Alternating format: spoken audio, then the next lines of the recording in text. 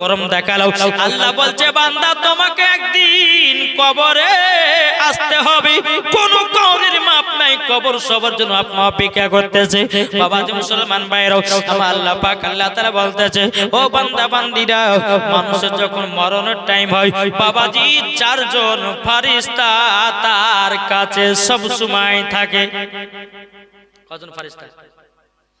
আপনাদেরকে বললাম না যে রুচি কিভাবে আমাদের আসে। জি, একজন মানুষ যখন মৃত্যুর সঙ্গে যখন পাঞ্জা লড়ে, তো ওই মৃত্যু ব্যক্তির কাছে একটা না দুটো না চারটা ফেরেশতা তার কাছে হাজির হয়। কটা গো? জি, চারটা ফেরেশতা আপনার এক জায়গাতে হাজির হয়। একজন ফেরেশতা বলে গো আল্লাহর ফেরেশতা, কি ব্যাপার আপনার এই জায়গাতে দাঁড়িয়ে কেন? তখন একজন ফেরেশতা বলে গো আল্লাহর নেক বান্দা, আপনার নিঃশ্বাসকে বন্ধ করা হয়েছে, কোন পৃথিবীর কোণা থেকে আপনার নিঃশ্বাস দূরে পাওয়া গেল না, নিঃশ্বাস বন্ধ করা হয়েছে। এই কথাটা বলে ফেরেশতারা আপনার চলে যায়। আর একজন ফেরেশতা বলে আল্লাহর নেক বান্দা, তবে শুনো গো, তোমার দুনিয়াতে তোমার জন্য পানি খুঁজে পাওয়া গেল না, সারা পৃথিবীর জায়গাতে ঘুরলাম, পানি কোন জায়গায় পেলাম না, তোমার জন্য পানিও বন্ধ করা হয়েছে। আর একজন ফেরেশতা আপনার বলে গো আল্লাহর বান্দা, আপনার দুনিয়াতে কোনো খাবার নাই, খাবারও বন্ধ করা হয়েছে, কোন জায়গাতে খাবার পেলাম না, কোন জায়গাতে খাবার পেলাম না। বাবাজি এইরকম তিনজন ফেরেশতা বলে আপনার চলে যায়। চার নাম্বার ফেরেশতা বলে হে আল্লাহর নেক বান্দা, আর তোমার দুনিয়াতে হায়াত নাই, কোন জায়গায় হায়াত পেলাম না, কোন জায়গাতে হায়াত পেয়ে গেল না। এখন সিদরাতুল মুনতাহা একটা বাবাজি সোনালী কালারের গাছ আছে, ওই গাছটাতে বাবাজি একটা পাতাতে যার নাম লেখা থাকবে, ওই পাতাটা ঝরে পড়ে যায়, তখনই তার মরণের টাইম হয়ে যায়। ও বাবাজি মুসলমান ভাইরাও, ও আমার সোনা মানিকেরাও, তা আপনাদেরকে বলতে চাই রে বাবা, মরণের সময় কত রকম আপনার কত রকম মনে করে, কিন্তু বাবারে এ সোনা মানিক, যখন মরণের টাইম যখন চলে আসে, আল্লাহ গো আমি কেন নামাজ পড়লাম না, আল্লাহ গো কেন আমি রোজা করলাম না, আল্লাহ গো কেন ভালো কাজ করলাম না, আল্লাহ গো কেন আমি নেকির কাজ করলাম না।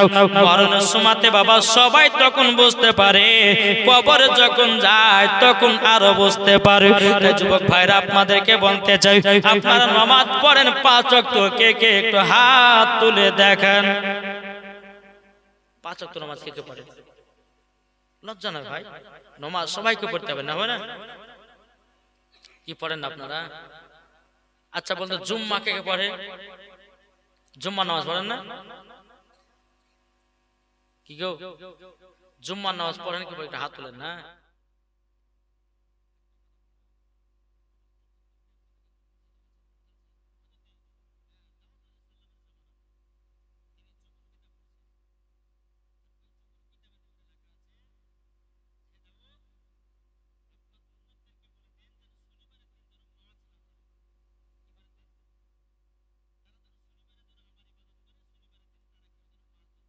সপ্তাহে একদিন যেন মাছ ধরা বন্ধ থাকে, আর ওই দিনে জানে আমার ইবাদত করে। জোরে বলেন সুবহানাল্লাহ। তো হযরত দাউদ আলাইহিস সালাম তিনি কি করলেন? বেরাদর ইসলাম সমস্ত তিনার উম্মতদেরকে ডাকলেন। ডাকার পরে বলছে এই উম্মতরা শোনো, বনি ইসরাইল কওমের যারা মানুষ ছিল তাদেরকে বলে শোনো, তোমরা শনিবারের দিন ইবাদত করতে আসবে আমার কাছে, আল্লাহর ইবাদত করব, শনিবারের দিন কেউ মাছ ধরতে যাবে না। কিছু কিছু ব্যক্তি মানলো, কিছু কিছু ব্যক্তি মানলো না। বাবাজি এক সপ্তাহ তারা মাছ ধরলো। তারপর সপ্তাহে আবার দাউদ আলাইহিস সালাম বললেন যে তোমরা কেউ মাছ ধরতে যেও না শনিবারের দিন, অতপক্ষে শনিবারের দিন কেউ মাছ ধরবে না। আর যত দেখতে শনিবারের দিন বেশি মাছ লাফাচ্ছে, আর মানুষের বদলো বলে শনিবারের দিনে মাছ ধরবো, অন্যান্য দিন ধরবো, কিন্তু শনিবারে ধরবো।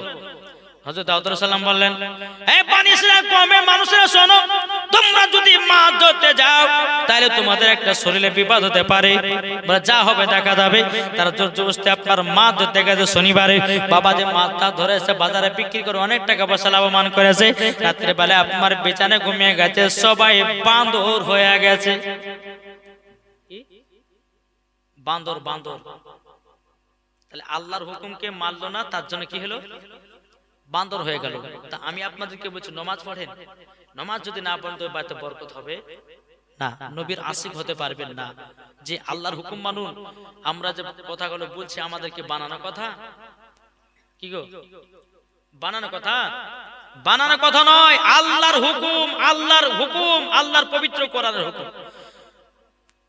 তাই আপনাদেরকে বলতে চাই বাবা, দিন থাকতে রাস্তা খোঁজো, যদি মরে যাও আর রাস্তা খুঁজে পাবে না। তাই বাবা যে মুসলমান, আল্লাহ পাক আল্লাহ তাআলা আমাদের সকলকে সঠিক পথে চলা তৌফিক দান করুন। প্রত্যেকটা মানুষকে একদিন মরতে হবে, আর প্রত্যেকটা মানুষের নাম হবে লাশ। কি হবে না? আমি মারা যাব তো আমার শরীরটা হবে কি? লাশ। আপনি মারা যাবেন, আপনার শরীরটা হবে লাশ। তাই কো বলতেছে একই দিন তোমার নাম হবে লাশ, একই দিন আমার নাম হবে লাশ, একই দিন তোমার নাম হবে লাশ, একই দিন আমার নাম হবে লাশ। সাদা কাপড় পরবে দেহ, রবে না আর আপনি কেহ। সাদা কাপড় পরবে দেহ, রবে না আর আপনি কেহ। বন্ধ হবে নিঃশ্বাস, একই দিন তোমার নাম হবে লাশ, একই দিন আমার নাম হবে লাশ। মসজিদে এলান হবে, একে একে জানবে সবে, সকলে আসবে তোমার বাড়ি। মসজিদে এলান হবে, একে একে জানবে সবে, সকলে আসবে তোমার বাড়ি। বড় পাতা গরম পানি আনবে কেউ আতর দানি, বড় পাতা গরম পানি আনবে কেউ আতর দানি। কেউ গিয়ে কাটবে ঝাড়ের বাঁশ, একই দিন আমার নাম হবে লাশ, একই দিন তোমার নাম হবে লাশ। জানা যায় শরিক হবে কত বন্ধু বান্ধব, তিন চুলো মাটি দিবে ভাই। জানা যায় শরিক হবে কত বন্ধু বান্ধব, তিন চুলো মাটি দিবে ভাই। তোমরা সামনে রাখবে যেতে হবে কবরেতে, তোমরা সামনে রাখবে যেতে হবে কবরেতে। পবিত্র কোরআনে লেখা একই দিন তোমার নাম হবে লাশ, একই দিন আমার নাম হবে লাশ। আল্লাহুম্মা সাল্লি আলা সাইয়্যিদিনা মাওলানা মুহাম্মদ ওয়ালা সাইয়্যিদিনা মাওলানা মুহাম্মদ সাল্লাল্লাহু তাআলা আলাইহি সাল্লাম। বাবা যে মুসলমান ভাইরাও, এবার আমি মায়েদের একটু ওয়াজ করব। এ মা কালা, ও সোনামানিকেরাও, ও গো মা জননীরাও, নারী যদি হতে হয় হযরতে রাবিয়া বসরির মতো নারী হও, নারী যদি হতে হয় হযরতে আসিয়ার মতো নারী হও, নারী যদি হতে হয় হযরতে মারিয়মের মতো নারী হও, নারী যদি হতে হয় হযরতে মা হাওয়ার মতো নারী হও, নারী যদি হতে হয় খাতুনে জান্নাতের মতো নারী হও। মরার পরে জান্নাতি জান্নাতি জোর বলেন কি ঠিক না? জি বাবা যে মুসলমান, আমি মায়েদেরকে বলতে চাই, মাগো যদি খাতুনে জান্নাতের মতো যদি এক শিখি যদি হতে পারে, তোমার আল্লাহ বলতেছে ওই নারীকে খাতুনে জান্নাতের সঙ্গে জান্নাতে দেব, জোর বলেন। আর সমস্ত মায়েদের সর্দারানিকে,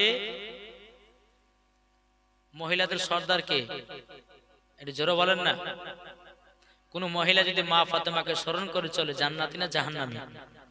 জান্নাতি। এ মা খালা, সিরিয়ালের নায়িকাদেরকে নিয়ে চলেন জি, যিনি হচ্ছেন খাতুনে জান্নাত, সেই খাতুনে জান্নাতের সঙ্গে দিওয়ানা হও, তুমিও জান্নাতি হবে, জোর বলেন। বাবা মুসলমান, যেই মা ফাতেমা রাদিয়াল্লাহু তাআলা নাও, তিনি জীবনে কোনদিন বাবা এক ওয়াক্ত নামাজ কাজা করত না।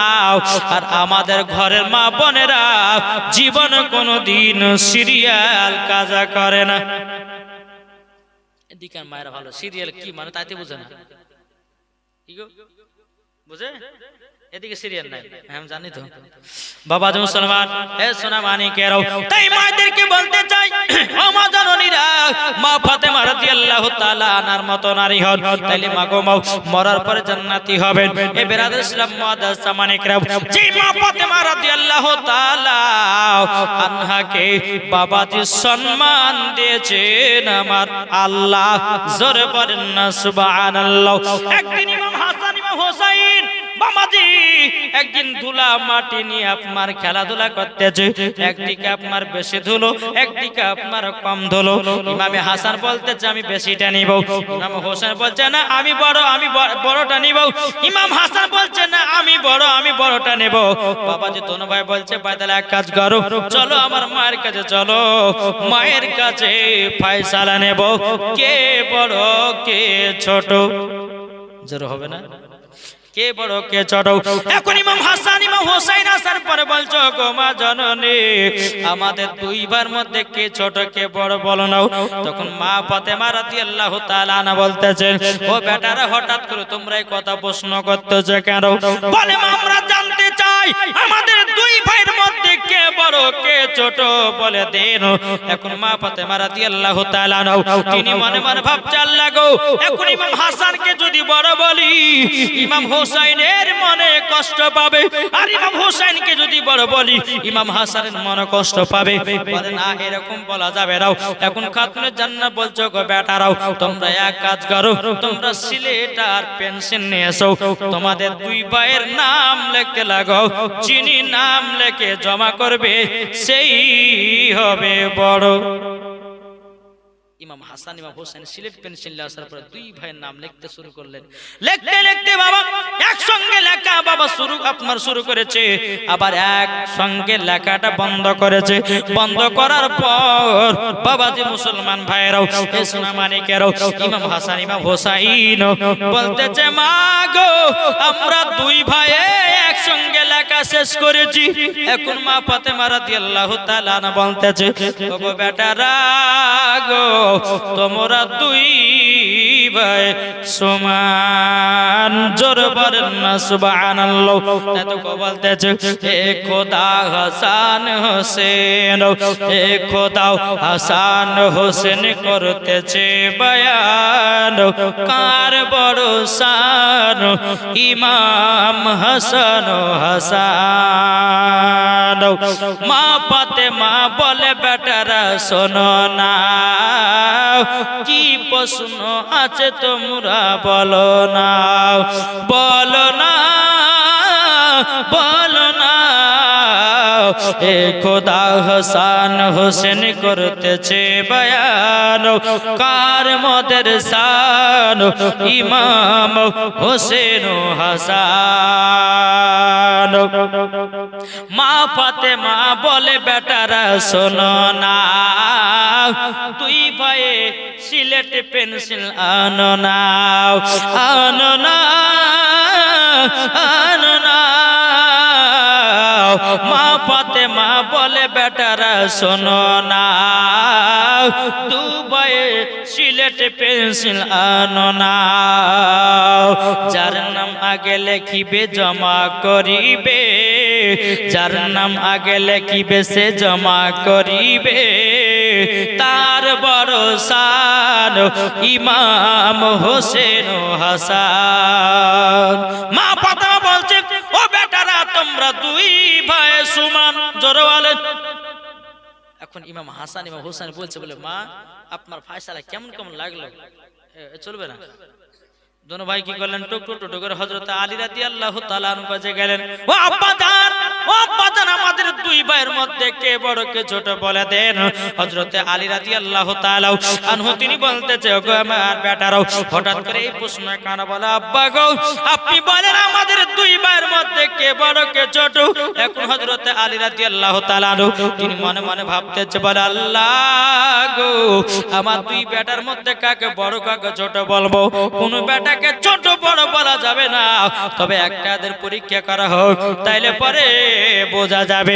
এখন বাবা হযরত আলী রাদিয়াল্লাহু তাআলা আনহু তিনি বলছে, বেটারা শোনো, তোমরা এক কাজ করো, ওই দেখো একটা ডালিমের গাছ দেখা যায়, বেদানার গাছ দেখা যায়, ওই বেদানার গাছ থেকে দুটা বেদানা নিয়ে আসো, আর ওই বেদানা থেকে দানাগুলো ছড়িয়ে নাও। ওই দানাগুলো যে আগে গোনা শেষ করবে সেই হবে বড়। বেদানা নিয়েছেন, দানা ছড়ালেন, দুই ভাই গন্তে শুরু করে, গন্তে একসঙ্গে গোনা শেষ। জোরে বলো সুবহানাল্লাহ। বাবা মুসলমান ভাইয়েরা, এই সোনা মানিকেরা, যখন বাবা যে কথা বলো, এখন ইমাম হাসান ইমাম হোসেন বলছে, বলে আব্বা জান আমরা তো একসঙ্গে গোনা শেষ করেছি। এখন হযরত আলী রাদিয়াল্লাহু তাআলা আনহু বলতেছে, ও বেটারা, তোমরা দুই ভাই সমান। ও আব্বা, আপনার ফয়সালা কেমন কেমন লাগতেছে, আপনার ফয়সালা কেমন কেমন লাগতেছে। এখন আমরা যাব নানাজির কাছে, নানা যেটা ফয়সালা দিবে ওটাই হলো সঠিক ফয়সালা। জোর বলেন। এখন ইমাম হাসান ইমাম হোসেন বাবা টুক টুক টুক করে আপনার চলতে লেগেছে। চলতে বাবা আমার নবী মুস্তাফা সাল্লাল্লাহু তাআলা আলাইহি সাল্লামের কাছে যখন আপনার পৌঁছালেন, লাব্বাইক ইয়া রাসূলুল্লাহ, লাব্বাইক ইয়া হাবিবাল্লাহ, না যান, আপনার কাছে একটা ফয়সালা আনতে এসেছি। তখন আমার নবী মুস্তাফা জগো, আমার নওয়াজে রাসূলেরাও কি ফয়সালা? বলো নানা গো, আমাদের দুই ভাইয়ের মধ্যে কে বড় কে ছোট বলো নাও। তখন আমার নবী বলতে চাল্লা গো, এখন ইমাম হাসানকে যদি বড় বলি ইমাম হোসাইনের মনে কষ্ট পাবে, আর ইমাম হোসাইনকে যদি বড় বলি ইমাম হাসানের মনে কষ্ট পাবে। আমি কাউকে দুঃখ কষ্ট দিতে পারবো না। আমার নবী বলছো, নওয়াজে রাসূলেরা, তোমরা দুই ভাই দুই দিকে বসে যাও। দুই ভাই দুই দিকে বসে গেলেন।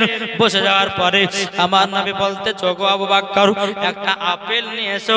আপেল নিয়ে আসা হলো, বেশি আধখান করে আপেলটা কাটা হলো, একটা ফাঁকে আছে বেশি, একটা ফাঁকে আছে কম। আমার নবী বলতেছে, এই নওয়াজে রাসূলেরা, আসমানের দিকে উড়িয়ে দিব, উড়িয়ে দেওয়ার পরে যার দিকে বড় আপেলের ফাঁকটা পড়বে সে হবে বড়, আর যার দিকে কম আধখান আপেলটা পড়বে সে হবে ছোট। আমার নবীজি বেশি আধখান করে আপেলটাকে কেটে দিয়া আসমানের দিকে আপনারা চালায়া দিলেন। চালায়া দেওয়ার পরে আবার আল্লাহ পাক আল্লাহ তাআলা বলছে, ও জিবরিল গো, আর সিদরাতুল মুনতাহায় থাকো না, যাও আপেলটাকে ধরো আর সমান সমান কেটে দুই ভাইয়ের ভাগে ফেলো। আল্লাহর হুকুম হলেন, হযরত জিবরিল আমিন কি করলেন, আপেলটাকে ধরে সমান সমান কেটে ইমাম হাসানের দিকে একটা ফাঁক করলো, ইমাম হোসেনের দিকে একটা ফাঁক করলো। জোরে বলেন সুবহানাল্লাহ। দুই জয়নাতে বাবা আমার নবীজির কাছে নিয়ে এসেছি, বলো কোন না জান, দেখেন আমাদের মধ্যে কে বড় কে ছোট। এখন আপেলগুলো দেখতেছে দুটো সমান। আমার নবী তো গায়েবের সংবাদদাতা নবী, তিনি তো জানেন। তখন বাবা যে মুসলমান ভাইরাও আমার নবী বলতে, চোখো আমার নওয়াজে রাসূলেরা, তোমরা দুই ভাই সমান। জোরে বলে নানা গো, কেমন করে আপনি বুঝলেন দুই ভাই সমান? তখন আমার নবী বলছে, ওগো নওয়াজে রাসূলেরাও, আচ্ছা বলো না, আপেলটাকে সমান সমান কেটেছিলাম না বেশি আধখান করে কেটেছিলাম? ইমাম হাসান হোসেন বলতেছেন, নানা যান, আপনি বেশি আধখান করে কেটেছিলেন, আমরা তো দেখলাম, কিন্তু এখন কোনটা দেখতেছো? বলো নানা গো, দুইটা তো সমান সমান। ও আমার নওয়াজে রাসূলেরা, তোমরা দুই ভাই সমান, এটা আমার আল্লাহর ফয়সালা। জোরে বলেন, এটা আমার আল্লাহর ফয়সালা। আমার নবীও বলতেছে, গো ইমাম হাসান ইমাম হোসেন, তোমরা দুই ভাই সমান, এটা আমারও ফয়সালা। জোরে বলেন না সুবহানাল্লাহ। ইমাম হাসান ইমাম হোসেন তিনি টুক টুক টুক টুক করে বাবা খাতুন জান্নাতের কাছে গেলেন। আমার মা ফাতেমা বলছে, গো আমার বেটারাও, তোমার নানাজি কি ফয়সালা দিয়েছে বলো না? ইমাম হাসান হোসেন বলছেন, মা গো, তুমি যে ফয়সালা দিয়েছো নানা ওই ফয়সালা দিয়েছে। জোরে বলেন, কি জোরে হবে না?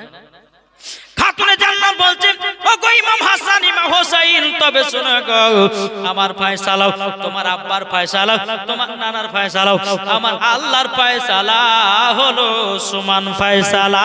জোরে বলুন না সুবহানাল্লাহ। এর নাম হচ্ছে খাতুনে জান্নাত। তাহলে আমার আল্লাহ ভালোবাসে কি বাসে না? জি, যে খাতুনে জান্নাত মা ফাতেমা রাদিয়াল্লাহু তাআলা আনহা, বাবা যে আল্লাহর ইবাদত ছাড়া কিছুই বুঝতেন না, স্বামীর সেবা ছাড়া কিছুই বুঝতেন না, পর্দা ছাড়া কিছুই বুঝতেন না। আর আমাদের ঘরের মা বোনেরা সিরিয়াল ছাড়া কিছু বুঝে না। কি গো, ঠিক না? এই ঠিক কিনা বল? সিরিয়াল চলছে দুমদারাকা। এখন তো বাবা যে টিভিতে উঠে গেছে, এখন মোবাইলে সিরিয়াল চলছে। কি বলবো বাবা যে মুসলমান সোনা মানিক, এখন মহিলাদের পক্ষ যদি এখন বলতে যায় কিনা বলে বক্তা ভালো লাগে, ঠিক না? কিন্তু যারা সত্যিকারের খাতুনে জান্নাতের মতো নারী হবে তারা বলছে হ্যাঁ বক্তা ঠিক আছে, হক কথা বলবো। জি, আল্লাহ পাক আল্লাহ তাআলা জানো এই মহিলাদেরকে খাতুনে জান্নাতের মতো যেন নারী বানিয়ে নাই। জোরে বলুন আল্লাহ আমিন। বাবাজি, এই খাতুনে জান্নাতকে সম্মান আল্লাহ কত দিয়েছেন আরেকটা ঘটনা আপনার সম্মুখে তুলে ধরবো। চলুন আগে চলুন। তাই কো বলতেছে, ও মদিনার, চলবে গজল চলবে, শুনতে রাজি আছেন? যাদের দিলে তো নবীর মোহাম্মত ভরা তারাই তো গজলের পাগলা। জোরে বলে জি। এখন আজকে তো গজল পড়া ছেড়ে দিয়েছে, আবার জীবন শুধু জ্বালাছে, তাই একটা মাঝে মধ্যে বলতে না ঘুম ভাঙবে না। তাই কবন্তেছে, ও মদিনার মাটি রে সকল সুখ বুঝি তোর কপালে, ও মদিনার মাটি রে সকল সুখ বুঝি তোর কপালে, ও মদিনারে তোর বুকে আমার নবী, যার লাগি পাগল সবই, যার তরে হইল সৃষ্টি ত্রিভুবন। ঠিক কিনা বলে? ও মদিনারে তোর বুকে আমার নবী, যার লাগি পাগল সবই, যার তরে হইল সৃষ্টি ত্রিভুবন। ভাবি আমি সারা কোণে কখন যাব সেখানে, ভাবি আমি সারা কোণে কখন যাব সেখানে, সহে না আমার প্রাণে, ও মদিনার মাটি রে সকল সুখ বুঝি তোর কপালে। জোরকান সুবহানাল্লাহ। ও মদিনারে পাখি যদি হতাম আমি, উড়ে উড়ে যেতাম আমি, থাকতো না মনের কোনো যন্ত্রণা। ঠিক না? এটা জোরে বলেন না। ও মদিনারে পাখি যদি হতাম আমি, উড়ে উড়ে যেতাম আমি, থাকতো না মনের কোনো যন্ত্রণা। দেহ নাই পাখারে, সাথে নাই টাকারে, কেমনে যাব আমি সেখানে, ও মদিনার মাটি রে সকল সুখ বুঝে তোর কপালে, ও মদিনার মাটি রে সকল সুখ বুঝে তোর কপালে। জোরকান সুবহানাল্লাহ। বাবা মুসলমান ভাইরাও, এই সোনা মানিকেরাও আপনাদেরকে বলতে চাই বাবা, ও মা কালা শুনেছেন, মা রাতে বেলা মা জননীরাও একদিন বাবা মা ফাতেমা রাদিয়াল্লাহু তাআলা আনহা কিছু বান্ধবী ছিল, ইহুদি বান্ধবী। কি বান্ধবী? ইহুদি বান্ধবী। এক ইহুদির বিয়ে। তখন ইহুদিদের মধ্যে বলে, চলো আমাদের বান্ধবী তো ছিল খাতুনে জান্নাত, চলো তাকে দাওয়াত করব। আর দাওয়াত করে তাকে ভরা লোকের সামনে অপমান করব। ইহুদি নারীগুলো মনে মনে ছলনা করছে, চলো দাওয়াত করব, খাতুনে জান্নাত ছিঁড়ে ছিঁড়ে কাপড় পরে খানা খাতেছে, ওরা ভরা লোক সামনে অপমান করবো। ওই নারী করে এক পা দুপা করে খাতুনে জান্নাতকে বাবা দাওয়াত করার জন্য চলে গেল। যাওয়ার পরে আমার নবীকে বলতেছে, বলো গো নবীজি আপনার ছোট কন্যা আছে? বলে হ্যাঁ আছে। তো ঘরের ভিতরে যাও। বাবা ইহুদি নারী গেল, এক পা দুপা করে আপনার ঘরের ভিতরে প্রবেশ করেছে। এক খাতুনে জান্নাত, তবে শোনো গো তোমার দাওয়াত থাকলো। বলে কিসের? বলে আমার বিয়ে, তুমি দাওয়াত খেতে যাবো। এখন মা ফাতেমা রাদিয়াল্লাহু তাআলা আনহা তিনি বলছে, বোনেরা আমি এইরকম ভাবে দাওয়াত কবুল করতে পারবো না। বলে কেন? আমার আব্বা হুজুরকে জিজ্ঞাসা করতে হবে। আমার আব্বা হুজুর যদি দাওয়াত কবুল করতে বলে তাইলে করব, আর যদি না করতে বলে আমি করতে পারবো না। এখন খাতুনে জান্নাত ঘর থেকে বেরিয়ে এসে বলছে, আব্বা জান গো, ও গো আব্বা জান, আমার বান্ধবীরা এসেছে আমাকে দাওয়াত করার জন্য। আব্বা জান আমি কি দাওয়াত কবুল করব নাকি? ও আব্বা জান একটুখানি বলুন। আমার নবী বলছে, বেটি ফাতেমা যাও দাওয়াতটা কবুল করে নাও। আপনারা হয়তো বলবেন যে হুজুর ইহুদির বাড়িতে খাতুনে জান্নাত খানা খেতে গেলে কেন? আরে বাবা কেন গেল এটা তো একটু পরে বুঝতে পারবে বাবা। এখন আমার নবী মুস্তাফা বলছে, বেটি যাও দাওয়াতটা কবুল করে নাও। এখন বাবা তার বান্ধবীদের সামনে এসে বলছে, ওগো বান্ধবীরা ঠিক আছে তোমাদের দাওয়াত আমি কবুল করলাম। এখন ইহুদি নারীগুলো বাড়ি থেকে বিদায় করে রাস্তাতে বলতে বলতে যাচ্ছে, বলে খাতুনে জান্নাত যেমনই আসবে তেমনই তাকে অপমান করব। এই তাদের মনে ছিল না। এখন খাতুনে জান্নাত মা ফাতেমা রাদিয়াল্লাহু তাআলা আনহা তিনি বাবাজি এশার নামাজ পড়ে নেওয়ার পর কিছুক্ষণ পর তাহাজ্জুদের নামাজ পড়ে গভীর রাত্রিতে আল্লাহর কাছে হাত তুলে দোয়া করতে লেগেছে। বলে আল্লাহ ওগো রব্বুল আলামিন, আল্লাহ গো সকাল হলে পরে আমাকে ইহুদিদের বাড়ি, ইহুদি নারীদের বাড়ি খানা খেতে যেতে হবে, দাওয়াত খেতে যেতে হবে। কিন্তু আল্লাহ গো আমার কাছে সেরকম তো ভালো কোনো পোশাক নাই। আল্লাহ আমার তো কোনো ভালো পোশাক নাই। আল্লাহ গো আমাকে একটা ভালো পোশাক যদি ব্যবস্থা করে দিতেন আমি বড় আনন্দিত হতাম। আর দেখবেন বাবা মা বোনেরা যত সাজে তত মজা লাগে দেখতে। আমার মা বোনেরা দেখবেন বাবা যত নতুন কাপড় থাকুক না কেন, ডিজাইনের জামা পেলে পরে আবার একটা কেনার জন্য ছটফট ছটফট করে, কি করে না? কি করে না? অনেকজন করে বলে, আব্বা এ দেখেন অমুক জন আমাকে বেটু অমুক জামা লেছে আমাকে কিনে দেয়। মানে চোখে ঘুম নাই জি। আর যতগুলি বাবা যে ঈদের সময় মেয়েরা কাঁদে সব চোখে আপনার দূরবীনতে আপনার সার্চ করে দেখবেন প্রত্যেকটা মেয়েদের চোখের পানিতে বাজে সমস্ত জামার কান্না সব, বুঝেছেন না জি। এদিকে খাতুনে জান্নাত দোয়া করছেন গভীর রাত্রিতে, এদিকে হযরত বেলাল আযান দিয়েছেন, আসসালাতু খায়রুম মিনান নাওম।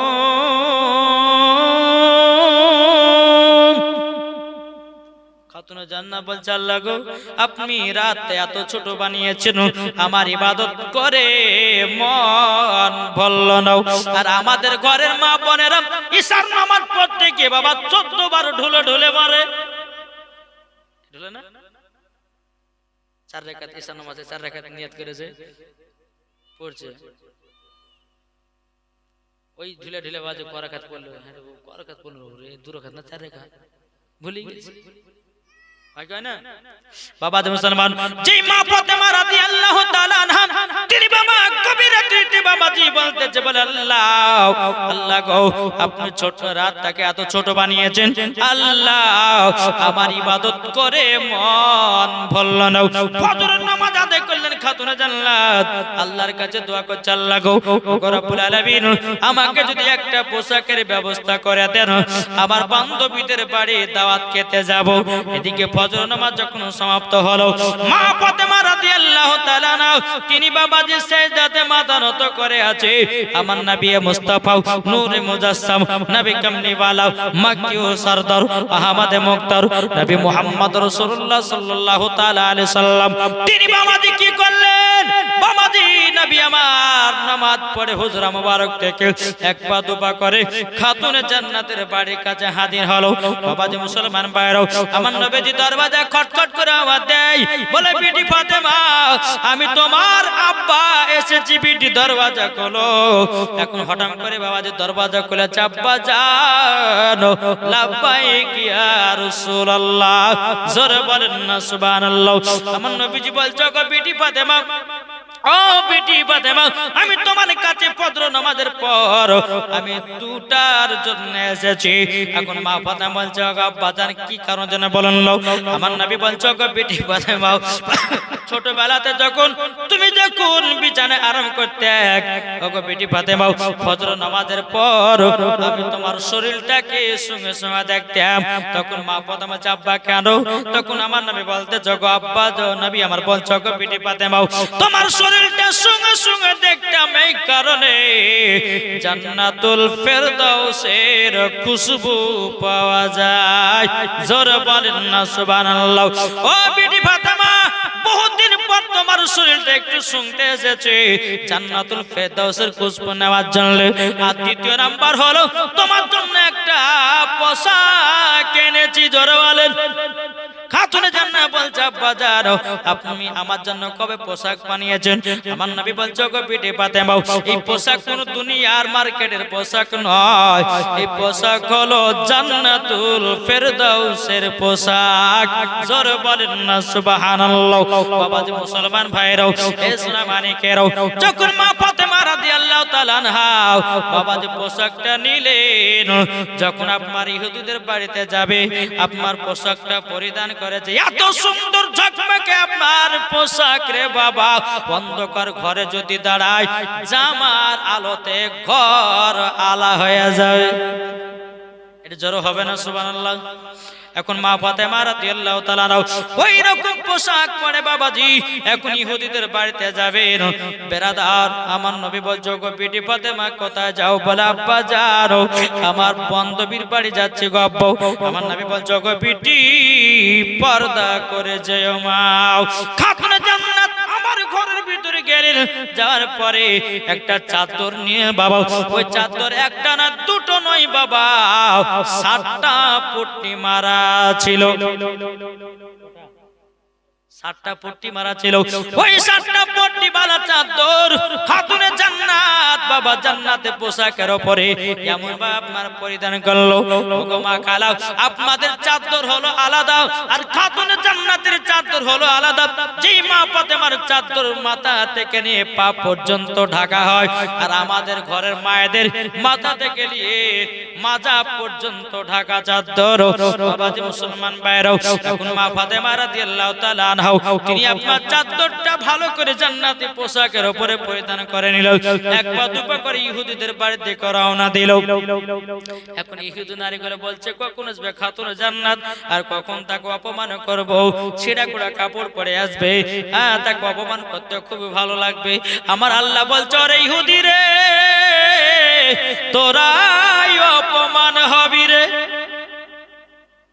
এদিকে খাতুনে জান্নাত এক পা দুপা করে আপনার ইহুদিদের বাড়িতে যখন প্রবেশ করবে সমস্ত ইহুদি নারীরা খাতুনে জান্নাতকে গোল করে ঘিরে নিয়েছে গোল করে যখন বাবা ঘিরে নিয়েছে খাতুনে জান্নাত বলছো গো বোনেরাও আমাকে এখন গোল করে ঘেরিও নাও আমাকে একটা পার্সোনাল ঘরের ভিতরে নিয়ে চলো যা কথাবার্তা ওখানেই তোমাদের সঙ্গে বলবো এখন পার্সোনাল ঘরের ভিতর নিয়ে গেল নিয়ে যাওয়ার পরে অনেক ইহুদি নারীগুলোকে ডেকেছে মা ফাতেমাকে অপমান করার জন্য এই তোমরা দেখো খাতুনে জান্নাত কি পরে এসেছে দাওয়াত করতে এখন অপমান করছে ইহুদি নারী এটা বলো গো খাতুনে জান্নাত তোমার কি একটু জ্ঞান নাই আমাদের বড় লোকদের খানাও কত মিনিস্টার ব্যক্তিরা আসবে কত বড় বড় লোকেরা আপনার আসবে খানা খেতে আর তুমি এই রকম পোশাক পরে তুমি চলে এসেছে দাওয়াত খেতে আমার মা ফাতেমা রাদিয়াল্লাহু তাআলা বাবাজি যেমন এই অপমানগুলো আপনার শুনতেছে এখন মা ফাতেমা রাদিয়াল্লাহু তাআলা শরীর মোবারক থেকে বাবাজি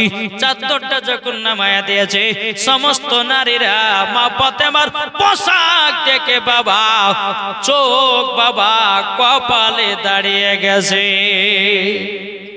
জোর হবে না সমস্ত নারীরা বলছে এই খাতুনে জান্নাত এত সুন্দর পোশাক পেলে কথা দেখি, তোমার পোশাক ঝিলমিল ঝিলমিল ঝিলমিল করতেছে, অন্ধকার ঘরটা মনে হচ্ছে আলোময় করে দিয়েছে।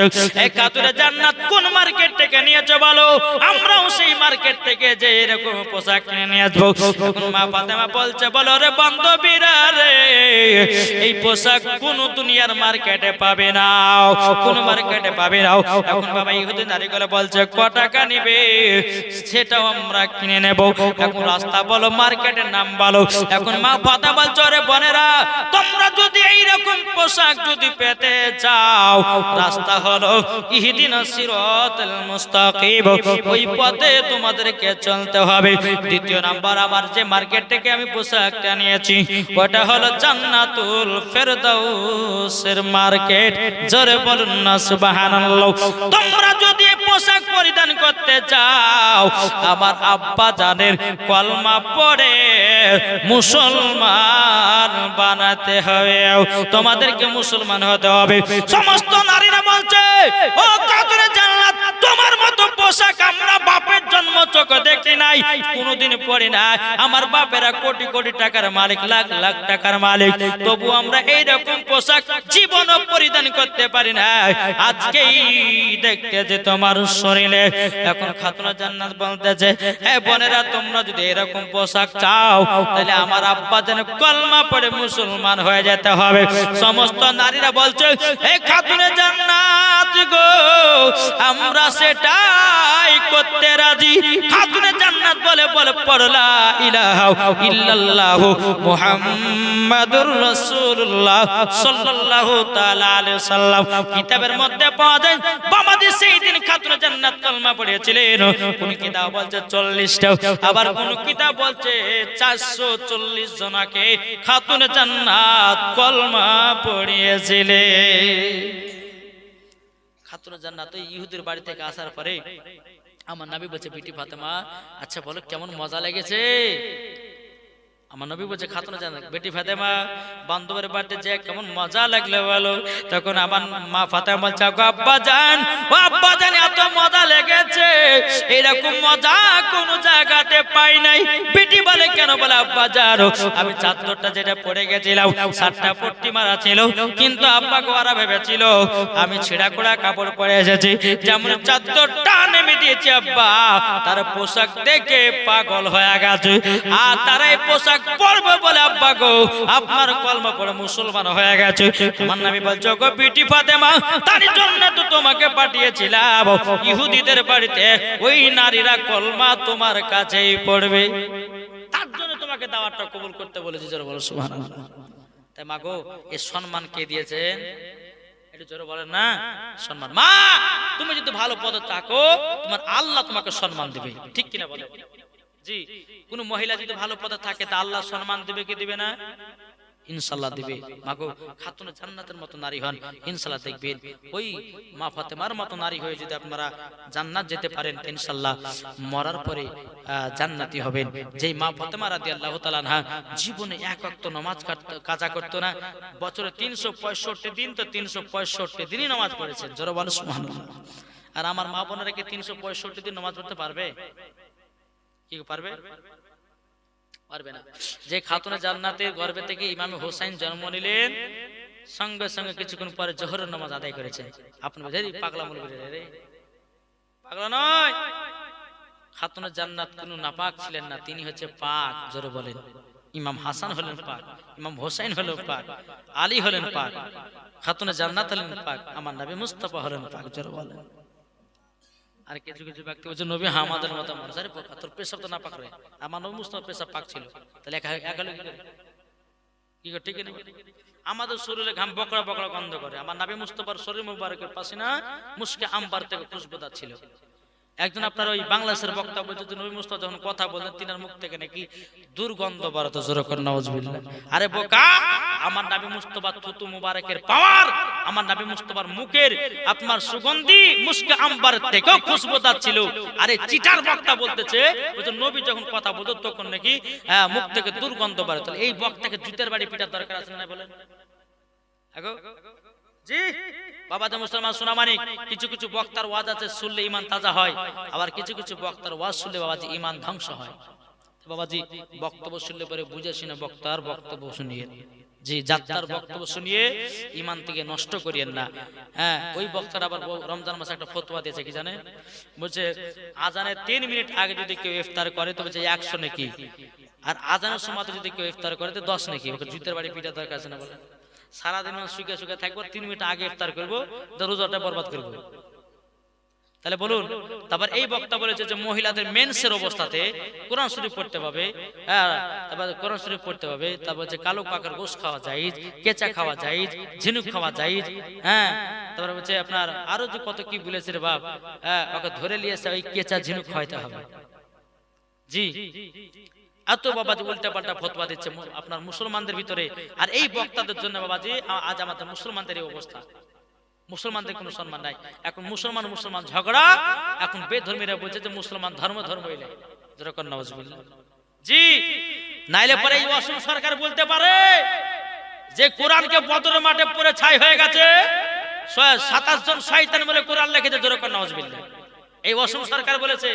তারপরে নাকি বলেছে অসম সরকার বলছে আমি বাংলাদেশ থেকে 21,000 টাকা দিয়ে একটা কোরআন লিখেছি, এই কোরআনটা হচ্ছে সত্য কোরআন, এই কোরআন কোন মুসলমানের কাছে নাই যেরকম নাউজুবিল্লাহ। জুতের বাড়ি পিটার দরকার আছে না বলে, শুধু একবার ওকে যদি পাই না তো অত কত যে মুসলমান আর হাড়কে ঘুরিয়া করবে তাহলে মালিক জানে। পবিত্র কোরআন লে রাজনীতি করবে তো কোরআন লে কথা বলবে, রাজনীতি করবে তো কাবা নিয়ে নবীকে নিয়ে করবে, রাজনীতি করবে তো বাবা যে ধর্ম লে রাজনীতি করবে। আল্লাহ পাক আল্লাহ তাআলা বলছে একবার কবরে আই, কত রাজনীতি করবি, কবরে যেদিন আসবে সেই দিন বুঝবি রাজনীতি কাকে বলে। ধর্ম লে রাজনীতি, কোরআন লে রাজনীতি করছে না আপনার দুনিয়াতে বুঝতে পারছেন না।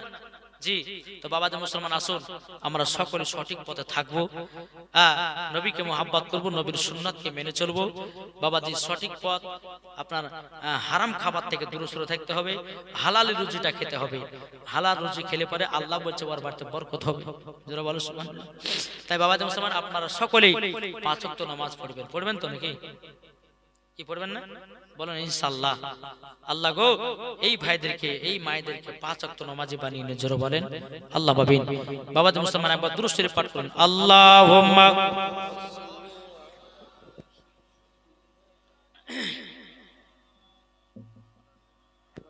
ওয়া আলা আলি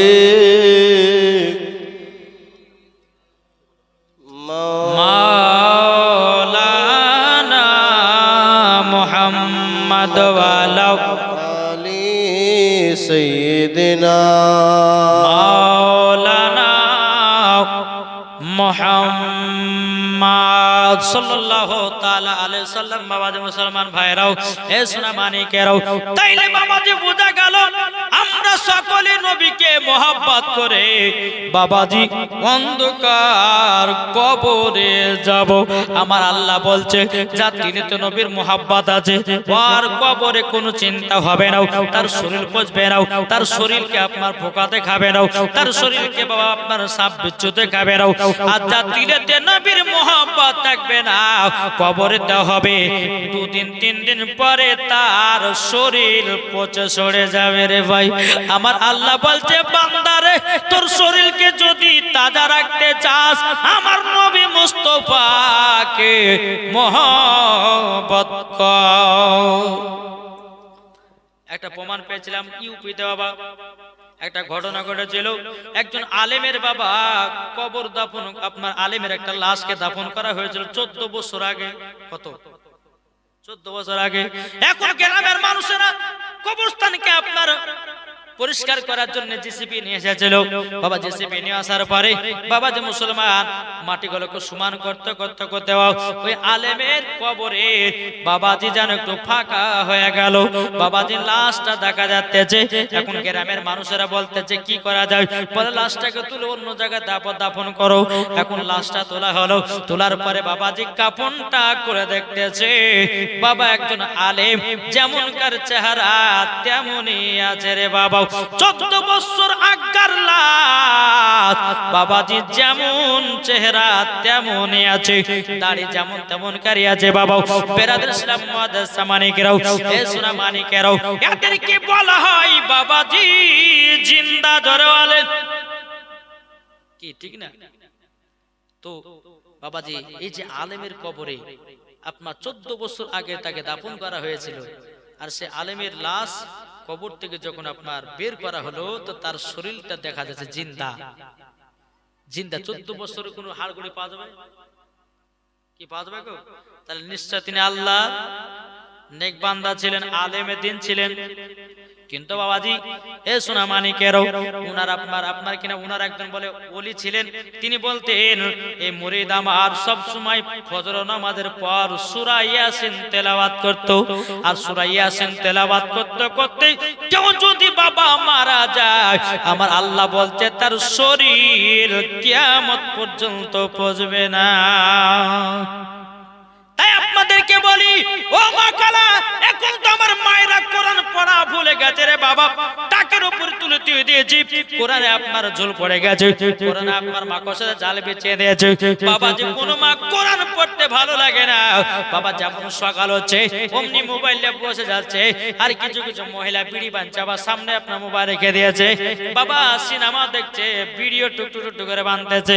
ও গো মা জননী, তোমার কি কবরের কথা মনে নাই? ও মা তুমি কি কবরে একদিন যাবা না?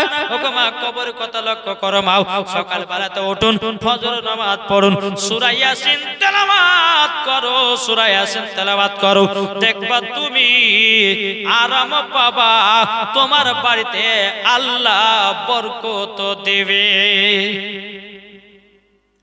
প্রত্যেকটা মায়েদের কাছে মা ফজর নামাজের পর সূরা ইয়াসিন পড়েন, সূরা রহমান পড়েন, সূরা মুলুক পড়েন, দেখবেন ওই বাড়িতে আল্লাহর রহমত বর্ষিত হবে। যেরকম সুবহানাল্লাহ।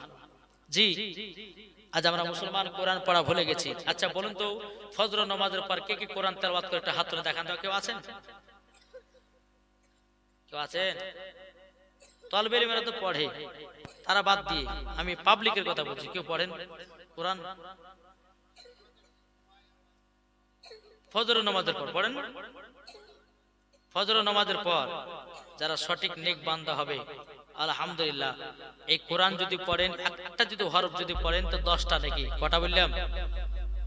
একটা হরফ যদি পড়ে তো 10টা নাকি, 10টা গুনাহ মাফ করবে, 10টা রহমত বর্ষিত করবে আল্লাহ। জোরে বল সুবহানাল্লাহ। এই কোরআন বাবা যে কোরআনে মর্ম বুঝে সেই বাবা কোরআন পড়ে।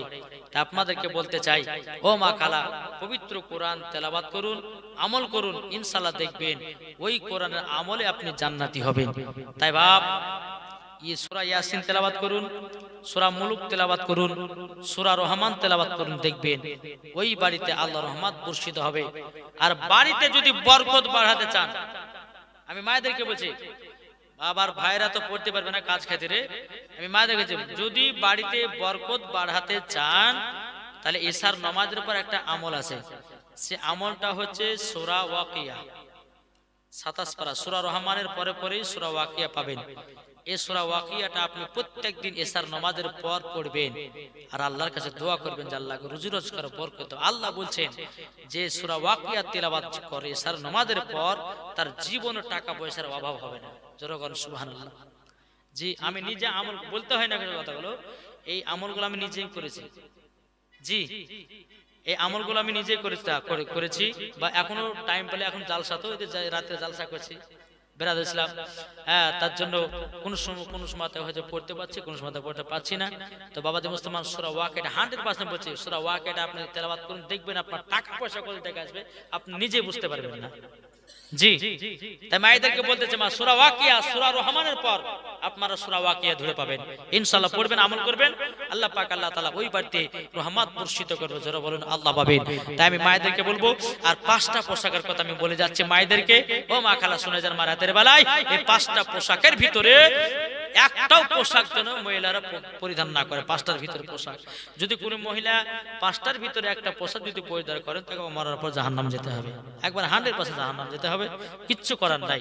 তাই বাবাজি চলুন এই 5টা পোশাকের কথা আপনাদেরকে বলবো, একটা নাত পড়ি, একবার দরুদ শরীফ পাঠ করুন। আল্লাহুম্মা সাইয়্যিদিনা মাওলানা মুহাম্মদ ওয়ালা আলি সাইয়্যিদিনা মাওলানা মুহাম্মদ সাল্লাল্লাহু মুহাম্মাদিন আলা মুহাম্মদ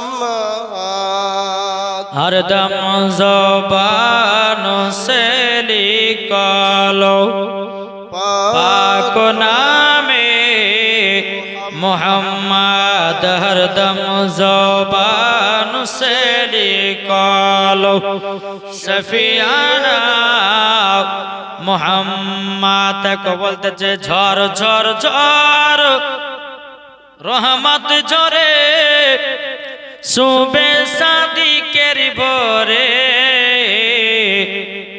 বলছে ওরে কবুতর এলো খোদার পয়গম্বর মা আমিনারি কোলে জোর হবে না সুবহানাল্লাহ সুবহানাল্লাহ বলছে ওরে কবুতর এলো খোদার পয়গম্বর মা আমিনারি ঘরে ঝড় ঝড় ঝড় রহমতি ঝরে সুবে শাদি কেরি ভরে বলছে ওরে কবুতর এলো খোদার পয়গম্বর মা আমিনারি ঘরে যার চেহারাতে নূরের ঝিলকি মারে হাসিল যেন মুক্তা ঝরে জোর হবে না সুবহানাল্লাহ যার চেহারাতে নূরের ঝিলকি মারে হাসিল যেন মুক্তা ঝরে তাই বলছে নবীর দাদা কি রূপ দিল মোর খোদা বলছে নবীর দাদা কি রূপ দিল মোর খোদা যে দেখে সাই হয়ে যায় নবীর প্রতি ফিদা জোর হবে না ঝর ঝর ঝর রহমত ঝরে সুবে শাদি কেরি ভরে বলছে ওরে কবুতর এলো খোদার পয়গম্বর মা আমিনারি ঘরে আরে করবে না কেউ আরে মূর্তি পূজা জোরওয়ালেন আরে করবে না কেউ আরে মূর্তি পূজা এসে গেছে বান্দাদের রাজা কি খবর জোর হবে না সুবহানাল্লাহ আরে করবে না কেউ আরে মূর্তি পূজা এসে গেছে বান্দাদের রাজা তাই বলছে কালো কাবা মারহাবা মারহাবা তাই বলছে কালো কাবা মারহাবা মারহাবা তার পরশ পেয়ে হয়ে গেল কাবা উজালা জোর হবে না ঝর ঝর ঝর রহমত ঝরে সুবে শাদি কেরি ভরে বলছে ওরে কবুতর এলো খোদার পয়গম্বর মা আমিনারি ঘরে জোর করুন সুবহানাল্লাহ তাই বাবা যে মুসলমান ভাইরাও এ সোনা মানিকেরাও ও মা কালা শুনে যান মা রাতের বেলা মা জননীরা এবারে পাঁচটা পোশাকের কথা বলি এক নম্বর পোশাক হচ্ছে কোন মহিলা যদি টাইট জামা পরে তাকে মরার পরে জাহান্নামে যেতে হবে ভাই কি পোশাক টাইট জামা অনেকে মহিলা এখন টাইট জামা ফিটিং পরতেছে বাবা অনেকে মহিলা আপনার যুবকদেরকে দেখাচ্ছে বডি দেখো যেই মহিলাগুলো টাইট জামা পরে ছেলেদেরকে বডি দেখায় এরাদের নাম হলো বাবা বেহিয়া খাতুন কি নাম বেহিয়া খাতুন এদের নাম এরা মাথায় ওড়না ব্যবহার করে না জি এদের বাবা যে আউট জ্ঞান বলে কোনো জিনিস নাই আজ কিছু কিছু মহিলাদের জন্য বাবা আজ বাবা যুবক ছেলেরা নষ্ট হচ্ছে আমার নবী বলেছেন এক ধরনের নারী আছে তাদেরকে জান্নাতে দেওয়া হবে আর এক ধরনের নারী আছে তাদেরকে জাহান্নামে দেওয়া হবে ও মা খালা কোনটা হবে ভেবে নেন যদি খাতুন জান্নাতের মতো নারী হন তাহলে জান্নাতে হবে আর যদি বেধর্মীদের নারীদের মতন যদি হয় তো জাহান্নামের লকড়ি করে পোড়াবে এক নম্বর হলো তাহলে টাইট জামা পরা চলবে না ও অনেকে মা বোনেরা আছে বাবাদের টাইট ছাড়া ওদেরকে ভালো লাগে না, কিন্তু মা গো মা টাইট জামা যারা পরবে ওদেরকে মরার পরে জাহান্নামের লকড়ি করে পরাবে। এক নম্বর পোশাক হলো। দ্বিতীয় নাম্বার হলো বাবাজি পাতলা পোশাক পরা যাবে না। অনেকে মহিলা বাবাজি পাতলা পোশাক পরে, বাবাজি মুসলমান বাবা এদেরকে বাবা কি নারী বলা হয়? কি গো যারা পাতলা পোশাক পরে? জি হ্যাঁ মারবে কে? হক কথা বলবেন তো মারবে কে গো? সুবহানাল্লাহ নাকি? বিরাদর ইসলাম মুআদ্দাস সামানিক রাম, এই নারীগুলো হচ্ছে বাবাজি এরাও হচ্ছে বেহিয়া খাতুন। জি কি বিরাদর ইসলাম আপনারা বাড়ি যান, আপনারা বুঝেন। হ্যাঁ তো বাবাজি মুসলমান তাই বলতে চাই দ্বিতীয় নাম্বার হচ্ছে যে পাতলা জামা পরা চলবে না। অনেকে মা বোন আছে পাতলা জামা পরেন, মা এই জামা পরিয়েন না মা। যদি কবর শান্তি পেতে চান, কবর যদি আসান পেতে চান, এমন কাপড় পরেন, এমন জামা পরেন, এমন মোটা পরেন যেন কোনো ছেলেরা আপনার দিকে খারাপ নজরে তাকাতে না পারে। আর খারাপ নজর তাকাবে কেন গো? আল্লাহর পবিত্র কোরআন তো বলছে হুন্না লিবাসুল্লাকুম ওয়া আনতুম লিবাসুল্লাহুন্না। স্ত্রী হলো স্বামীর পোশাক, স্বামী হচ্ছে স্ত্রীর পোশাক। তোমার দেহ স্বামী লিবে, স্বামীর দেহ বিবি লিবে। এটাই তো হয়ে গেল। নাইলে পরে এরা কি করছে বাবা, সাজগুজ করে বল্টু ঝোলটুকে দেখার লেগে লাইছে বেড়াচ্ছে। স্বামীর সামনে থেকে সাজতে ভালো লাগে না, ঠিক কিনা বলে? জি স্বামী যদি বলে যে বিবি শাড়িটা পরে একটু চত ঘুরে আসলো দিকে, আর যখন স্বামী কেরালা বোম্বাই চলে যাচ্ছে অমনি বাবা শাড়ি বাড়ি করে হার আপনার গলাতে দিয়েছে, আর মাথা বাবা তিনটা শ্যাম্পু করেছে, চুলগুলোকে লুদলুদে বানিয়েছে, রাস্তা দিয়ে একবার চলে যাচ্ছে মাও ম্যাও, একবার চলছে একবারে। এই ছেলেগুলো বলছে আও ম্যাও, এভাবে বলছে যে তোদের সরকার যে পারবে টাকা, অসুবিধা কিছু নাই, তোর ভাই আছে কেরালায়, অসুবিধা নাই, যত পারবি দেখ, আমি এখন তোদের সরকারি ভাবে। কিন্তু মাগো আপনাদেরকে বলতে চাই যে স্বামীর অর্ডার হুকুম নাইলে পরে কোন মহিলা যদি এইরকম ভাবে বেড়ায়, বাবাজি মুসলমান ভাইরাও এ সোনা মানিকেরাও, আমি ওই মাকে বলতে চাই গো মা জননী, মা জননী তোমাকে মরার পরে জাহান্নামে যেতে হবে ভাই।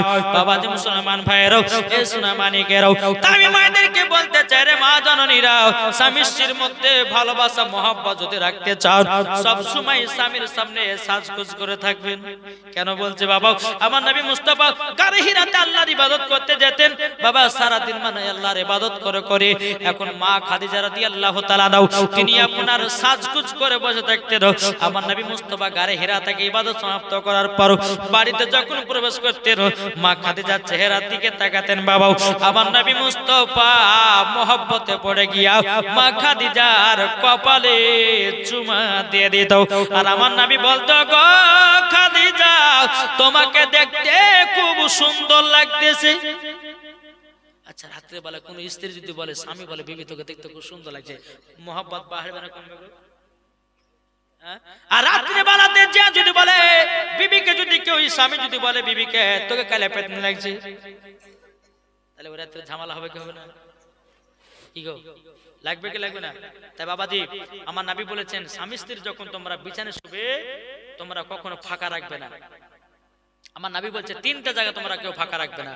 এক নম্বর যেখানে জলসা হবে সেই জায়গায় তোমরা মাহফিলের জায়গাকে ফাঁকা রাখিও না।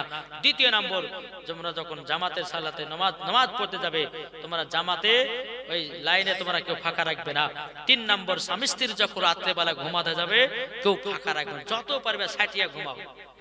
এখন ঠান্ডার বেলাতে বাজে সাটিয়ে সাটিয়ে ঘুমাবে, কিন্তু গরম যখন হবে যদি বাবা কেউ সাটিয়ে সাথে ঘুমাতে হয় লাতে ফেলে দেবে, গরম লাগে ঠিক না বলে, তাহলে মহব্বত হবে কি করে?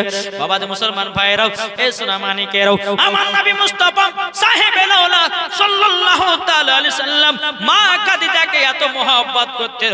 তাই আমি মায়েদেরকে বলতে মাও স্বামী যদি মন পেতে চান গো মা ভালো করে সাজগুজ করে থাকবেন মা, তাইলে দেখবেন ওই স্বামী আপনাকে ভালোবাসবে, ওই স্বামী আপনার ওই স্বামী আর কোন অন্য মেয়ের দিকে তাকাবে না। কেন বলছে কিছু আতপাগলি মেয়ের জন্য বাবা এই মহিলা ওই স্বামীগুলো আপনার আরেকটা মহিলার জন্য কানে কানেকশন করতে যাই, আমি মায়েদেরকে বলবো মা এমন করে স্বামীদেরকে রাখেন, এমন করে সাজগুজ করে রাখেন আপনার স্বামী যেন অন্যদিকে না তাকায়, এটা আপনাদের দায়িত্ব বাবাজি মুসলমান ভাইরাও সোনা মানিকেরাও। তাই মায়েদেরকে বলবো মা জাননীরাও, তাহলে দ্বিতীয় নাম্বার পোশাক হলো কেউ পাতলা জামা পরবে না। যে মহিলারা পাতলা জামা পরবে ওদেরকে মরার পরে জাহান্নামের লকড়ি করে পোড়ানো হবে। তাহলে কটা হলো? দুটো হলো। 3 নম্বর, ছেলেদের জামা মহিলারা পরতে পাবে না, কি ঠিক না? এখন অনেকে মহিলা বাবাজি জিন্সের প্যান্ট পরছে গো, জিন্সের প্যান্ট পরেছে, তারপর শার্ট জামা গায়ে দিয়েছে। শর্ট জামা মানে ছেলেদের যে জামাগুলো হয়, মাথায় একটা ক্যাপ টুপি দিয়েছে, পেছন থেকে বিটি ছেলে না বেটা ছেলে বুঝায় যায় না, সামনে যাচ্ছে ধরে মুছ না মারতে মেয়ে আছে, বুঝা যাচ্ছে না? তাই মায়েদেরকে বলছে মা বেটা ছেলে জামা পোশাক পরা মহিলাদের জন্য পাক্কা গলগলে হারাম। এখনকার মহিলারা বাবাজি এই যে জিন্সের প্যান্ট পরতেছে, তারপর আবার কত রকমের বাবা ডিজাইনের পোশাক পরতেছে, মা এই ধরনের পোশাক পরবেন না। আর আমার মা বোনেরা বাবাজি বেধর্মী মহিলাদেরকে দেখে এরাও বেধর্মী হয়ে যাচ্ছে গো। হ্যাঁ, এমন ভাবে আবার ঠোঁটে লিপস্টিক বেধর্মী, মুসলমান ঘর মেয়েরাও ঠোঁটে লিপস্টিক দিচ্ছে। খবরদারি যেন না হয়। প্রত্যেকটা মা বোনদেরকে বলছে মা পর্দা করুন, এমন পর্দা করুন যেন আপনার দিকে যেন কোনো ছেলেরা খারাপ নজর না তাকাতে পারে। জি কি বলছেন? আপনাদেরকে করতো, আপনাদেরকে বলছি প্রত্যেকটা বিড়িদেরকে একটা করে বোরখা কিনে দেন দেন, ইনশাআল্লাহ দেখবেন বিড়িদেরকে আয়ত্তে রাখতে হবে, বিড়িদেরকে চোখে চোখে রাখতে হবে। নাহলে বাবা যে এখন কি হয়েছে বিড়িদেরকে বাবা কিছু কিছু মহিলারা আমরা বোরখার ভিতরে খারাপ কাজ করছে, করছে না? এদের কিছুদিন আগে বাবা ফেসবুক দেখলাম একটা মহিলা বোরখা পিনতেছে, একটা বাচ্চা ছেলেকে ধরে লেছে, এমন কেলা কালা জমে আছে, প্রচুর মার মেরেছে বুঝলেন। বোরখাটাকে পিনেছে, একটা বাচ্চা ছেলে কিডন্যাপ করবে বলে বাচ্চাটা কাঁদতে লেগেছে। এখন সব লোকজন কি ব্যাপার কাঁদছে কেন?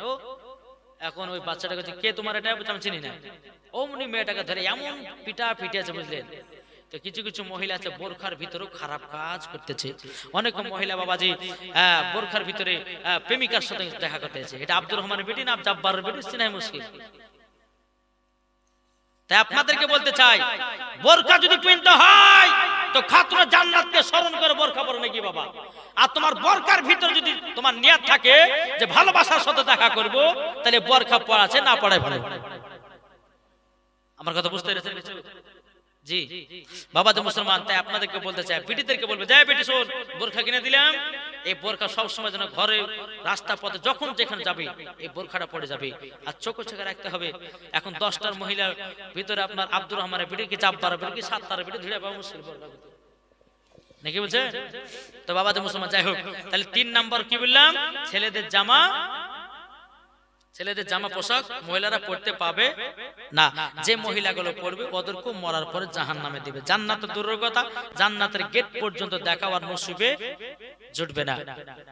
4 নাম্বার হচ্ছে বাবা যে মুসলমান কি 4 নাম্বার হচ্ছে বাবা জাল জামা। জাল অনেকে মহিলা বাবা জাল জামা পরছে, এই জায়গা থেকে এখান থেকে নিয়ে বাবা সব জাল, মানে সব বাবা ওটা পাখি জামা বলছে নাকি? হ্যাঁ, এই জাল জামা পড়তেছে বাবা। যার বডি দেখাচ্ছে বেড়া ছেলেকে যে দেখো কত পরিষ্কার বডি, জানেন তো যারা বডি দেখে জানতে হবে ওর বাপের মনে 4টে বোন। কেন বলতো? ওর বাপও ছেড়ে দিয়েছে গো, এমন এমন খারাপ খারাপ ডেসপিনে বাবা ছেড়ে দিয়েছে।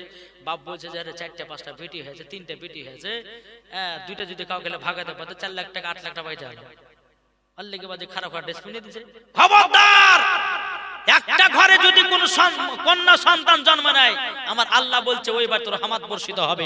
2টা তোর রহমত, 3টা তোর রহমত, 4টা তোর রহমত, 5টা তোর রহমত। আমার আল্লাহ বলতেছে এই মহিলাগুলোকে সঠিকভাবে যদি তোমরা পালন করতে পারো, তাদেরকে পর্দাতে যদি রাখতে পারো, কোরআনের শিক্ষা দিতে পারো, বাপও জান্নাতি মাও জান্নাতি তার বেটিও জান্নাতি। ঠিক কিনা বলেন?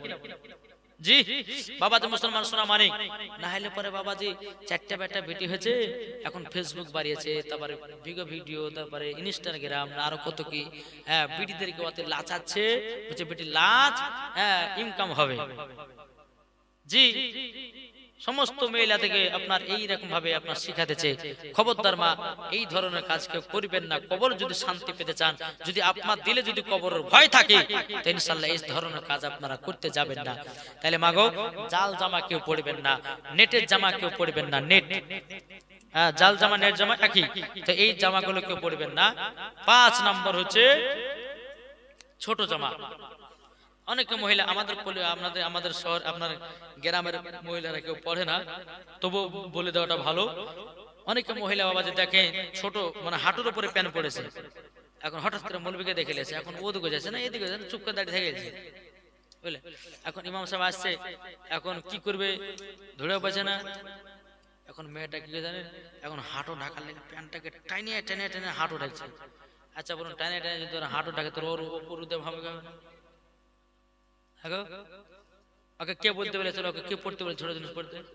ও, তার মানে বোঝা যাচ্ছে তোমার অন্তর খারাপ, তোমার ডিসপ্লেতে শয়তানি পানি পড়েছে, তার জন্য তোমার চেহারাকে, তোমার বডিকে দেখাচ্ছ পুরুষ পরপুরুষকে। আর তোমার বডি দেখবে তোমার শুধু স্বামী ছাড়া আর কেউ পাবে না। আল্লাহর পবিত্র কোরআন তো বলেই দিয়েছে, হুন্না লিবাসুল লাকুম আনতুম লিবাসুল লাহুন্না। স্ত্রী হচ্ছে স্বামীর পোশাক, আর স্বামী হলো স্ত্রীর পোশাক, ঠিক কিনা বলেন? বাবা যে মুসলমান, আপনার দেহ কেন পরপুরুষকে দেখাতে যাবেন? কেন ঝোলটু বল্টুকে দেখাবেন নাকি? বুঝছেন বাবা যে মুসলমান, এই 5টা পোশাক কখনো মহিলারা পরবে না। বাবা যে মুসলমান, আল্লাহ পাক আল্লাহ তাআলা আমাদের সকলকে সঠিক পথে চলার তৌফিক দান করুন। আরটা আপনাদেরকে বলে যায় বাবা যে মুসলমান, ছেলে মেয়েদের বিয়ে দেন, দেখে শুনে বিয়ে দিন মেয়েদের। জি, এখনকার বাবা অনেক যুবক ছেলেরা ফ্রি ফায়ার পাবজি খেলছে, আর যারা পাবজি ফ্রি ফায়ার বাবার সঙ্গে বিয়ে দিয়েছে কিনা, তো 3 মাস পরে বাজে তার বিটিকে তালাক দিয়ে বাড়ি পালাছে, না বাড়ি হাঁকিয়ে দিয়েছে। তো খবরদার, ফ্রি ফায়ার পাবজি বলে আপনি জিজ্ঞাসা করেন যে আপনার বেটা ফ্রি ফায়ার খেলে, বা দরকার হয় মোবাইলটা চেক করবেন যে ফ্রি ফায়ার খেলে কি খেলে না, পাবজি খেলে কি খেলে না, তারপর আপনার পিটির বিয়ে দিবেন। নাইলে পরে যদি পাবজি বালার কপালে যদি আপনার পিটি পড়ে যায়, তাহলে কিন্তু 12টা বাজাবে নাকি? বলছে ঘর থাকুক না, পুষতে গাইলে যাবেন, থাক ঘরে থাক। আর আল্লাহ তো পবিত্র কোরআন বলছে, কেন ঘরে থাকবে গো?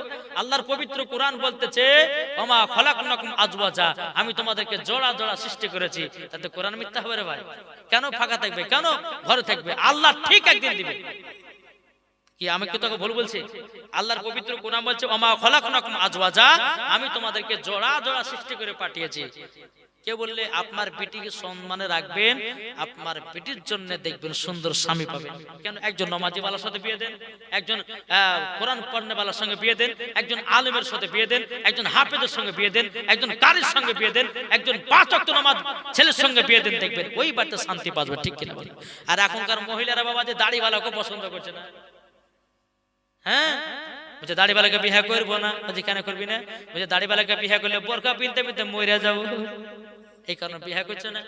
কিন্তু মা, যে মহিলারা আপনার দাড়িওয়ালাদেরকে দেখে ঘৃণা করে, ওই মহিলা মরার পরে জাহান্নামে যাবে। আমার নবী মুস্তাফা যখন আল্লাহর ইবাদত করতেন, তো খাতুনে জান্নাত বাবাজি তিনি নবীজির আপনার উরুর উপরে বসে আমার নবী মুস্তাফার দাড়ি মুবারককে নিয়ে মুখে ঢোকাতেন, যেরকম সুবহানাল্লাহ। আর একটা দাড়িতে 70টা ফারিস্তা খেলাধুলা করে। আর যেই মহিলারা বাবাজি সিরিয়ার বালি মহিলা হবে, যে মহিলা আপনার মেলা ঘোরা মহিলা হবে, যে মহিলা আপনার সিনেমা বালি মেয়ে হবে, যে মহিলা টিকটকের মেয়ে মহিলা হবে, যে মহিলা আপনার ফেসবুকের মহিলা হবে, ওই মহিলা কখনো দাড়ির মর্যাদা বুঝবে না। আর যাত্রার কপালে আল্লাহ আলেম মিলাবে। আল্লাহ বলছে যার দিলেতে আলেমের মহব্বত থাকবে, আর দিলেতে ওর কপালে আলেম লিখবে, যেরকম সুবহানাল্লাহ। জি, আল্লাহ পাক আল্লাহ তাআলা আমাদের সকলকে সঠিক পথে চলার তৌফিক দান করুন। জোরে বলুন আল্লাহ আমিন। আপনাদেরকে বলছি বাবা, আপনাদের নিজের বেটা বেটিদেরকে সঠিকভাবে কোরআনের শিক্ষা দেন, ইসলামের জ্ঞান শিক্ষা দেন, ইনশাআল্লাহ দেখবেন আপনারও জান্নাতি হবেন আর ছেলেরাও জান্নাতি হবে। একবার দুরূদ শরীফ পাঠ করুন। আল্লাহুম্মা সাল্লি আলা সাইয়্যিদিনা মাওলানা মুহাম্মদ ওয়ালা আলি সাইয়্যিদিনা মাওলানা মুহাম্মদ। আমার জান মদিনা, আমার প্রাণ মদিনা, এটা জোর হবে না সুবহানাল্লাহ। আমার জান মদিনা, আমার প্রাণ মদিনা, ভুলে যেতে চাইলেও ভোলা যায় না, ভুলে যেতে চাইলেও ভোলা যায় না। জানি না ওই মদিনায় আছে কি মধু, মদিনা মদিনা করে কাঁদি গো শুধু। জোর হবে না সুবহানাল্লাহ। জানি না ওই মদিনায় আছে কি মধু, মদিনা মদিনা করে কাঁদি গো শুধু। দিলে আছে নবীজির ভালোবাসা, দিলে আছে নবীজির ভালোবাসা। আমার জান মদিনা, আমার প্রাণ মদিনা, ভুলে যেতে চাইলেও ভোলা যায় না, ভুলে যেতে চাইলেও ভোলা যায় না। যারা নবীর আশিক প্রেমিক হবে, যাবে তারা চলে শুধু মদিনাতে। দেখলে পরে বোঝা যায় নবীর দিওয়ানা, দেখলে পরে বোঝা যায় নবীর দিওয়ানা। আমার জান মদিনা, আমার প্রাণ মদিনা, ভুলে যেতে চাইলেও ভোলা যায় না। যাদের দিল আছে নবীর ভালোবাসা, সেজন যাবে দেখো শুধু সোনার মদিনা। নবীর ভালোবাসলে পরে পাবে গো জান্নাত, নবীর ভালোবাসলে পরে পাবে গো জান্নাত। আমার জান মদিনা, আমার প্রাণ মদিনা, ভুলে যেতে চাইলেও ভোলা যায় না, ভুলে যেতে চাইলেও ভোলা যায় না। আমার জান মদিনা, আমার প্রাণ মদিনা, ভুলে যেতে চাইলেও ভোলা যায় না। আল্লাহুম্মা সাল্লি আলা সাইয়্যিদিনা মাওলানা মুহাম্মদ ওয়া আলা আলি সাইয়্যিদিনা সাইয়্যিদিনা মাওলানা মুহাম্মদ সাল্লাল্লাহু তাআলা সাল্লাম। বাবা যাই হোক 11টা প্রায় 20 হতে চলেছে, আর বলবো না বাবা।